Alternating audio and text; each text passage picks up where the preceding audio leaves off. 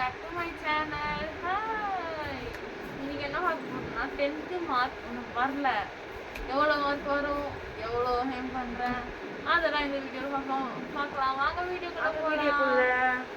Hi, என் பேர் மீனா, அவ பேர் சரணி. வாங்க வீடியோக்குள்ள போகலாம். ஃபர்ஸ்ட் வந்து 10th விட்டம். அப்போலாம் நான் டியூஷன் போகல, ஒரு குவார்டர்லி எக்ஸாம் அப்படி தான் போய் நான் டியூஷனில் போய் சேர்ந்தேன். விட்டம் அப்போனா விட்டுட்டேன். அவள்தாம்மா அப்படின்னு விட்டம்னால அவள கேர்லெஸ்ஸா இருந்துட்டா. விட்டம்னால பார்த்துக்கலாம்னு விட்டுட்டேன். அதனால ஃபர்ஸ்ட் விட்டம்னால சரி போட்டோம் அப்படின்னு விட்டுட்டேன். மார்க்கும் கம்மியாக தான் வந்துச்சு எனக்கு விட்டம்ல. எல்லாம் விட்டம்ல தமிழ்ல எனக்கு எழுது அதுன்னு ஸ்பெல்லிங் நிறைய ஸ்பெல்லிங் மிஸ்டேக் வரும், அது தெரிஞ்சுக்காது. தமிழ்ல நிறைய ஸ்பெல்லிங் மிஸ்டேக் வரும். இங்கிலீஷ் எனக்கு பிடிச்ச சப்ஜெக்ட், இங்கிலீஷ் நல்லா வரும். சயின்ஸ் எனக்கு பிடிச்ச சப்ஜெக்ட். மேக்ஸு சுற்றி போட்டாலும் வராது, இப்போ வரைக்குமே எனக்கு வராது. எனக்கு பிடிக்காத சப்ஜெக்ட் ஒன்றுனா மேக்ஸு, டேஞ்சர் சப்ஜெக்ட்னா ஒன்று மேக்ஸு. இது எங்கள் மிஸ் பார்த்தாங்க அவள்தானா. அதே மாதிரி ஃபர்ஸ்ட் விட்டம் வந்து விட்டுட்டேன், அதனால மார்க் கம்மியாச்சு. அப்புறம் செகண்ட் விட்டம்க்கு எனக்கு பெரிய ஆஃப் வைக்கிற மாதிரி எங்க டியூஷன் சேர்த்து விட்டாங்க. அதுவும் காலையில tuition, evening tuition, 2 tuition. First வந்து ஒரு டியூஷன்ல சேர்ந்துருந்தேன். அந்த டியூஷன் வந்து எனக்கு வந்து செட் ஆகல. பக்கத்துலேயே தான் இருக்கும், ஆனால் எங்கள் வீட்டுக்கு கொஞ்சம் தூரம் அப்படின்னு போனால் டியூஷனு. ஆனால் எனக்கு செட் ஆகல. அந்த டியூஷன் வந்து போகும்போது அவ்வளோ மார்க்ஸ் எடுக்கல. நான் ஃபர்ஸ்ட் விட்டம்லேருந்து நான் டியூஷன் போனேன்னா, ஆனால் அந்த டியூஷன் செட் ஆகல, பாதியில் நின்ட்டேன். நைட் வந்து ஹோம் பண்ணிட்டு தூங்கி மட்டும் காலையில் ஸ்கூலுக்கு போகிறதுக்கு எனக்கு செட் ஆகலை. அப்புறமா அப்படியே கொஞ்ச நாள் டியூஷன் போகாமல் இருந்தேன். அப்புறம் டியூஷனை விட்டு நின்றுட்டேன். அந்த டியூஷன் விட்டு நின்றுட்டு வீட்டில் தான் இருந்தா. வீட்டில் மட்டும் படிப்பா வந்து வீட்டில் வந்து படிப்பேன். அதுவும் கொஞ்சம் நேரத்துக்கு படிப்பேன், அப்புறம் எடுத்து வச்சிருவேன். எனக்கு வீட்டில் தான் படிக்க தோணாது, அதெல்லாம் எடுத்து வச்சிருவேன். அப்புறம் வந்து செகண்ட் விட்டம் அப்போ தான் சரி படிக்கணும் அப்படின்னு. வீட்டில் இருந்தால் படிக்கல. வர்ஷன் இருக்கான்ல, வர்ஷன் எதனா ஃபோன் பார்த்தா நம்மளும் ஃபோன் பார்க்கலாமே சொல்லிட்டு அந்த யோசனை வந்துச்சு அவளுக்கு. அதனால வேற டியூஷன் போகலாம் சொல்லிட்டு வேற டியூஷன் பார்த்தேன். வேற டியூஷன் வந்து கேட்டாங்க எங்கள் அம்மா. அதனால ஓகே, அந்த ஃபர்ஸ்ட் எனக்கு டியூஷன் போகவே பிடிக்கல அந்த டியூஷனு. அப்புறம் சரி போனோம். அந்த டியூஷன் வந்து மெம்பர்ஸும் கம்மியாக தான் இருந்தாங்க. ஓகே, ஃப்ரெண்டுங்க 3 பேரும் போனாங்க. நாங்கள் 3 பேரும் போனோம், ஃப்ரெண்ட்ஸாக 3 பேரும் போனோம் அந்த டியூஷனுக்கு. சரி எனக்கு அந்த டியூஷன் போக ஃபஸ்ட்டு பிடிக்கல, விருப்பமே எனக்கு. சரி போய்லாம் பார்ப்போமேன்னு சொல்லி ஃபஸ்ட்டு டைம் நான் டியூஷனில் போய் தமிழில் 80 மார்க் எடுத்தேன். தமிழில் வந்து ஸ்பெல்லிங் மிஸ்டேக்காலே மார்க் போயிடும் இவளுக்கு. ஆனால் அந்த டியூஷனுக்கு போயிட்டு தமிழில் 80 மார்க் எடுத்தான். எனக்கு ரொம்ப ப்ரௌடாக இருக்குது. செகண்ட் விட்டமில் 80 மார்க் எடுத்தேன். ஆனால் எங்கள் டியூஷன் மேம் வந்து என்ன சொன்னாங்கன்னா, 80 பத்தாது, நீ இன்னும் நிறைய ஹேம் பண்ணு, உனக்கு வரும் அப்படின்னு சொன்னாங்க. வாய் விட்டு சொல்லி எனக்கு நிறைய பேர் அட்வைஸ் பண்ணுவாங்க, நீ வந்து வாய் விட்டு சொல்லி எழுதணும், அது பண்ணணும், இது பண்ணணும், 10th இது முக்கியம் அப்படின்னா. நான் வந்து செகண்ட் விட்டம் வரைக்குமே கேர்லெஸ்ஸாக தான் இருந்தேன், பாட்டில் வரைக்குமே நான் கேர்லெஸ்ஸாக தான் இருந்தேன். அப்புறமால எனக்கு அந்த இது பப்ளிக் நெருங்க லைட்டா வந்துச்சு. ஆமா, அதுல வந்து மேக்ஸ் தான் வரவே கூடாது, அந்த டேட்டே மறைஞ்சு போயிடணும் அப்படின்னு இருந்துச்சு. அப்புறம் மேக்ஸ் போட்டு பார்த்தேன். டியூஷன்ல வந்து எப்போதும் மேக்ஸுக்கு வந்து கொஞ்சம் நேரம் டைம் எடுத்து மேக்ஸ் போட்டு பார்த்தேன். மேக்ஸ்ல எனக்கு பிடிக்காத ஒண்ணு மேக்ஸ். அவங்க கிளாஸ் மேக்ஸ் மிஸ் சூப்பரா சொல்லி கொடுப்பாங்க. மேக்ஸ் புரியலனா கூட அவங்களுக்கு ஈஸியா சொல்லி கொடுப்பாங்க, ஈஸியா சொல்லி தருவாங்க. குரூப்ல என்ன டவுட்டா இருந்தாலும் கேட்க சொல்லுவாங்க, எல்லாம் சொல்லுவாங்க. ஆனா எனக்கு வந்து மேக்ஸ் வந்து அவ்வளோ புரியாது. மிஸ்கிட்ட கேட்பேன், ஆனாலும் புரியும் கொஞ்சம். ஆனா எனக்கு மேக்ஸ் வந்து பிடிக்காத சப்ஜெக்ட். எத்தனை வாட்டி சொல்லியிருப்பேன் இதோட. அப்புறம் வந்து டியூஷனுக்குலாம் போயிட்டு ஈவினிங்ல தான் டியூஷன் போவோம். அப்போல்லாம் ஈவினிங் தான் டியூஷன் போயிட்டு இருந்தா. அப்புறம் நீ சொல்லலாம். ஈவினிங் தான் டியூஷன் போயிருந்தேன். அப்புறமா வந்து எப்போ அந்த ஸ்பெஷல் கிளாஸ்னா காலைல வைக்க தொடங்கினாங்க ஸ்பெஷல் கிளாஸ். ஃபர்ஸ்ட் நார்மலா எங்க ஸ்கூல்ல வந்து காலைல ஸ்பெஷல் கிளாஸ் வைக்க தொடங்கினாங்க. காலைல 7 மணிக்கு இல்ல, ஃபர்ஸ்ட் 7 மணிக்கு 7 மணிக்கு தான் 8 மணி ஃபர்ஸ்ட் 8 மணி 8:30 மணி அப்படிதான் வச்சாங்க. 8:30 இருக்கணும்னு. நாங்களும் சரி போயிடலாம் சொல்லிட்டு போயிட்டேன். எனக்கு அந்த டைம் ஓகேவா இருந்துச்சு. அப்புறமா வந்து டியூஷனும் எக்ஸாம், விட்டம் எக்ஸாமு, குவார்டர்லி எக்ஸாமு எல்லா டைம்லையும் நீங்கள் வந்து காலையிலே வந்துடணும் 5 மணிக்கு அப்படின்னு சொல்லிட்டாங்க. நான் என்ன பண்ணுவேன்னா 5 மணிக்கு வந்து 4:30 மணிக்கு தான் ஏஞ்சி ஃப்ரெஷ்ஷப் ஆகி குளிச்சிருவேன். 4:30 மணிக்கு குளிச்சுட்டு எதுவுமே சாப்பிட மாட்டேன். அப்படியே டியூஷன் பேக் எடுத்துகிட்டு போயிட்டு படித்ததெல்லாம் புதுசாக படிக்க மாட்டேன்.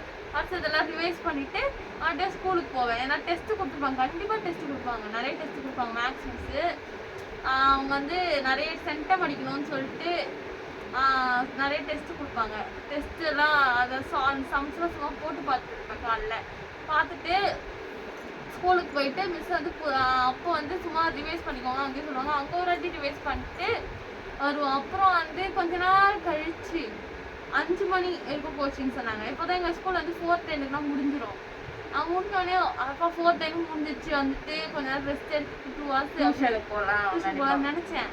அப்புறமா வந்து எனக்கு வச்சாங்க ட்விஸ்ட்.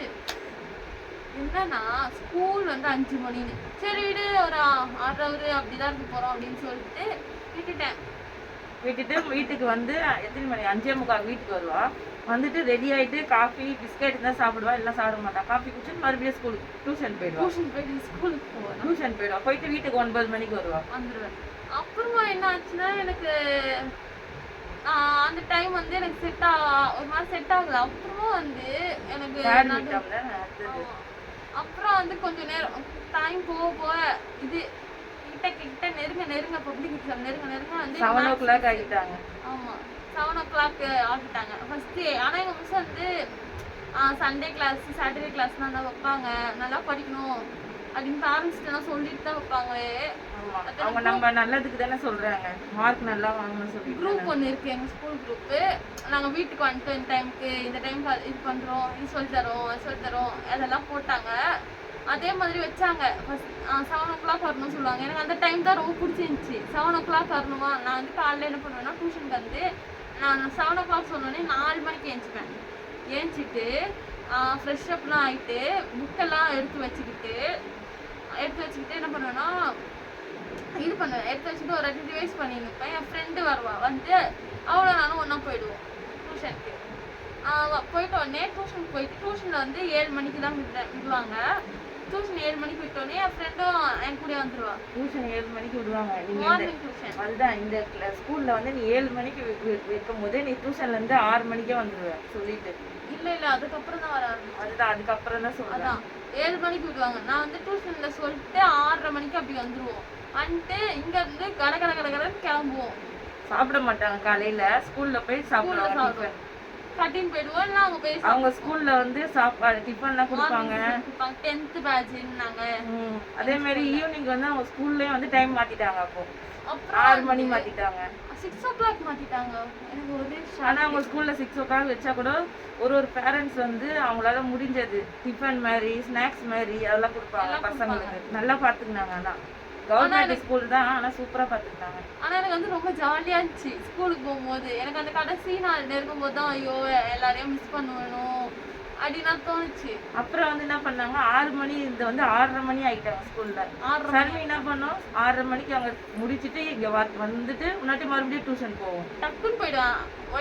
ரெஸ்ட் எதுவுமே எடுக்க மாட்டேன், போயிடுவேன். அந்த ஒரு 2 மாதம் அப்படிதான் கஷ்டப்பட்டேன். போயிட்டு 9 மணிக்கு போயிட்டு மறுபடியும் வந்துட்டு சாப்பிட்டுட்டு மறுபடியும் படிக்க ஆரம்பிச்சிடும். கொஞ்ச நேரம் படிப்பேன், அப்புறம் தூங்கும். மறுபடியும் 4 மணிக்கு எழுந்துக்கும். அதே ரொட்டீன். ஆனா எனக்கு அந்த ரொட்டீன் போ பிடிச்சிருச்சு. ஆனா அவளுக்கு வந்து அடிக்கடி கேர் ஆகுது, தலை குத்துது, தலை வலிக்குது அந்த மாதிரி. ஏன்னா ரொம்ப தூக்கத்தை இது பண்ணிட்டா அந்த ஒரு 2 மாசமா. ஆனா எனக்கு வந்து பழகிடுச்சு அப்படியே. எனக்கு வந்து அந்த டேஸ் வந்து பிடிச்சிருச்சு. அந்த 7 மணிக்கு அந்த 8:30 மணிக்கு அவர் சொன்னது பிடிக்கல எனக்கு. அந்த 7 to 6:30 எனக்கு அந்த டைம் ரொம்ப பிடிச்சிச்சு. கடற்கரைன்னு டியூஷனுக்கு ஓடி போய் படிச்சுட்டு ஜாலியாக ஃப்ரெண்ட்ஸோட பேசினேன். எங்கள் மிஸ் வந்து எப்படின்னா தொடர்ந்து படிக்க வைக்க மாட்டாங்க. இன்டர்வலு பிரேக்கு அடிக்கடி ஃபன் போடுவாங்க, எல்லாம் பண்ணி படிப்போம் நாங்கள். இவங்க இதெல்லாம் புரியலனா கூட கேட்க சொல்லுவாங்க. பப்ளிக் எக்ஸாம் டைம்னா அவ்வளோ கேப் எடுத்து பார்த்துப்பாங்க எங்கள் ஸ்கூலில். அதே மாதிரி எந்த ஸ்கூல்ல HMS வந்து சொல்லி தர மாட்டாங்க. எங்கள் ஸ்கூலில் வந்து இங்கிலீஷ் சொல்லி தருவாங்க. எங்கள் HMS தான் வந்து சொல்லி தருவாங்க. சண்டே கூட அவங்க HM வருவாங்க ஸ்கூலுக்கு. ஈவினிங் அவங்க 6 o'clock மேலே தான் போவாங்க.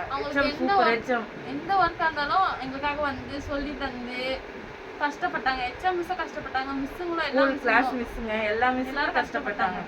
அவங்களும் கஷ்டப்பட்டோம். நாங்களும் கஷ்டப்பட்டோம்.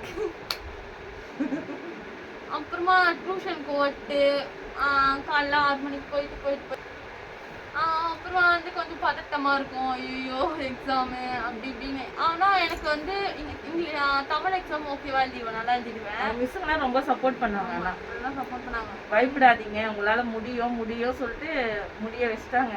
பரவாயில்ல.